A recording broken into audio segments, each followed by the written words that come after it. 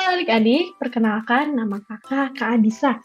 Pada video ini, kakak akan membacakan buku cerita berjudul Bukit Sinyal yang ditulis oleh Tayani Astuti dan diilustrasikan oleh Askia Karima.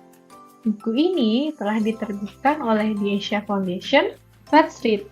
Nah, sebelum kita masuk ke cerita, kakak mau ngajak adik-adik buat melihat sampul bukunya nih. Kira-kira ada apa sih di sampul bukunya? Ya, di sampul bukunya kita bisa lihat ada dua tokoh, perempuan dan laki-laki. Kira-kira mereka siapa ya? Nanti kita cari tahu di ceritanya.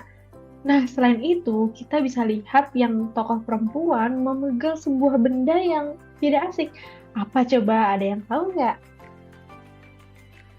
Iya, bener banget. Itu adalah ponsel atau HP. Lalu yang dipegang oleh tokoh laki-laki kira-kira apa ya? Ada yang tahu nggak? Nah, itu adalah lampu minyak. Adik-adik pernah ada yang lihat lampu minyak nggak?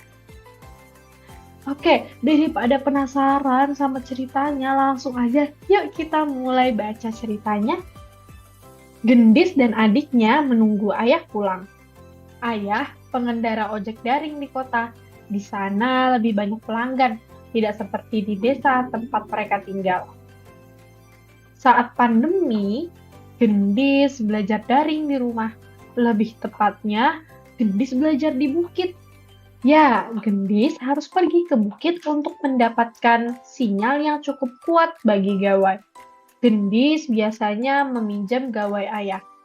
Nah, gawai di sini adalah HP adik-adik. Hari ini, Gendis harus belajar daring lagi. Teman-temannya sudah pergi ke bukit sejak tadi.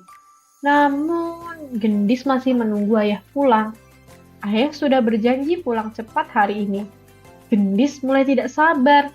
Ibu muncul bersama adik-adik Gendis. Jaga Akbar dulu ya. Ibu memandikan Rara. Kamu masih menunggu ayah kan? Kata ibu. Gendis pun menuntun Akbar ke teras.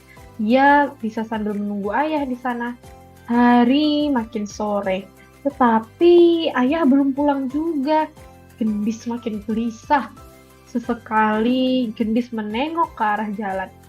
Akhirnya, Gendis mendengar suara yang sangat dikenalnya. Ayah pulang! Gendis bergegas menggendong Akbar ke dalam rumah. Ibu pun telah selesai memandikan Rara. Gendis lalu berlari lagi keluar. Ayah, kok baru pulang? Tanyanya. Ternyata ban sepeda motor ayah bocor. Ayah lama mencari tukang tambal ban yang masih buka. Oh iya, ini ada pesan dari Bu Guru, ujar ayah sambil menyerahkan gawai kepada Gendis. Gendis bergegas mengambil gawai itu. Namun, daya baterainya tinggal sedikit. Daya gawai ini perlu diisi ulang. Waktunya tidak sebentar. Bisa-bisa ia berangkat ke bukit hampir malam. Hari sudah sore. Teman-teman Gendis pasti sudah banyak yang pulang. Ia tidak berani belajar sendiri di bukit. Ayah baru pulang. Tentu masih lelah. Gendis pun tak mungkin mengajak ibu. Gendis memberanikan diri untuk mengajak ayah. Gendis lega saat ayah bilang akan menemaninya. Ayah bisa istirahat sebentar sambil menunggu baterai penuh, ujar ibu. Malam sudah menjelang saat Gendis berangkat ke bukit. Gendis tak lupa membawa senter, sedangkan ayah membawa tikar dan lampu minyak. Jalanan ke bukit sangat sepi dan gelap. Gendis berhati-hati menyusuri jalanan setapak. Jalanan itu berbatu dan berbelok-belok. Di sebagian tempat bahkan terjal dan mendaki. Sambil terus berjalan, Gendis berkali-kali merapatkan jaketnya. Akhirnya, Gendis sampai di puncak bukit. Baru kali ini, Gendis berada di puncak bukit pada malam hari. Ternyata ada anak-anak lain yang masih belajar. Mereka juga ditemani orang tua atau kakak. Namun, Gendis tidak melihat satu pun temannya. Sekarang waktunya Gendis belajar. Ia segera mengecek sinyal gawainya. Duh, koneksinya terputus-putus. Gendis harus mencari tempat yang sinyalnya lebih kuat dan stabil. Bagaimana kalau gawainya ditempelkan di batang pohon ini? Hei, berhasil! Sinyalnya sudah stabil. Gendis bisa mulai belajar. Bunyi tanda pesan terus berbunyi. Gendis pun membacanya. Satu persatu, pesan bu guru memberitahu pelajaran dan tugas sekolah untuk Gendis. Ayah membentangkan tikar agar Gendis bisa duduk. Ayah pun bisa duduk-duduk saat menemani Gendis. Tak lama, Gendis asyik mengerjakan tugas-tugasnya. Sesekali hanya terdengar suara saat membaca pelan dari layar gawai. Makin malam, udara di bukit makin dingin. Suasananya pun makin hening.